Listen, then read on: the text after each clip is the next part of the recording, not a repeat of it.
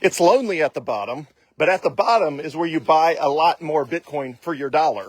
As the price of any asset drops, all of the noisy top buyers start to subside, which starts making it feel lonely as the price gets lower and lower, because more and more of the noisy top buyers are standing on the sidelines, and more of the quiet, smart money steps out of the shadows and picks up the Bitcoin or whatever asset it is for cheap.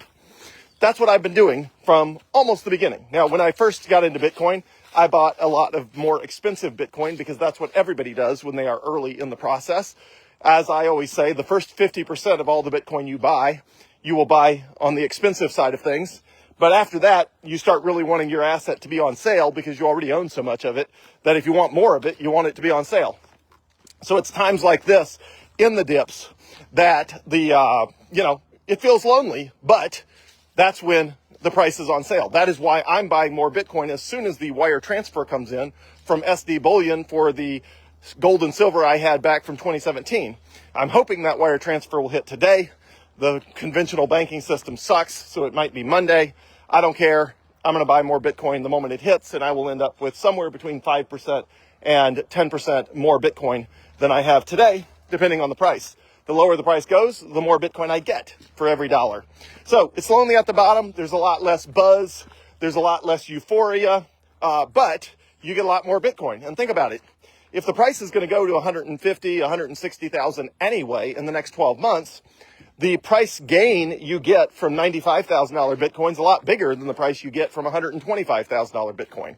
Now, there's never a bad time to buy Bitcoin. In the rearview mirror, you will look at it and it will totally not care. You will look at it and you will think it was absolutely ridiculous that you were so worried about whether you bought Bitcoin at 95 or 105 or 115 or 125.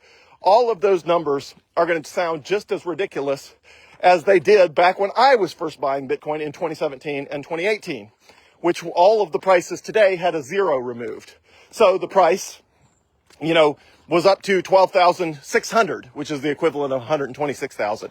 12,600 missing a zero or adding a zero is 126,000, the highest Bitcoin's ever been. And then the price dropped to 10,500. And of course, everybody's freaking out, and which is the equivalent of 105. Then it drops to 9,500, and everybody's freaking out some more. And everybody worries that the Bitcoin they bought at 12,600 was so expensive, and they can't believe Bitcoin is 9,500 now. Now, to put that in perspective, how ridiculous does that sound now?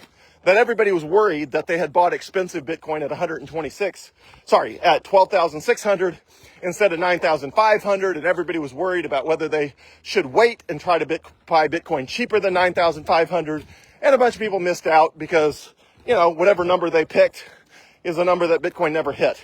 So it's lonely at the bottom, but that's where you get more Bitcoin for your dollar.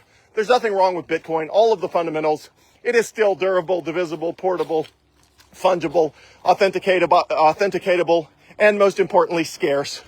Bitcoin still has all of the qualities of an ideal money, an ideal reserve asset for the world, an ideal medium of exchange, store of value, unit of account. Everything about Bitcoin is just as amazing as it's always been, which means eventually that will be reflected in the price. And if that is not reflected in the price today, so what? Be patient and it will be eventually reflected in the price. It is only a matter of time. And so you just got to wait. It's lonely at the bottom, but the bottom is where there is the point of greatest opportunity. And I think Bitcoin is seriously on sale right now. And, I'm going to buy as much more of it as I possibly can the moment this wire transfer from SD Bullion comes in.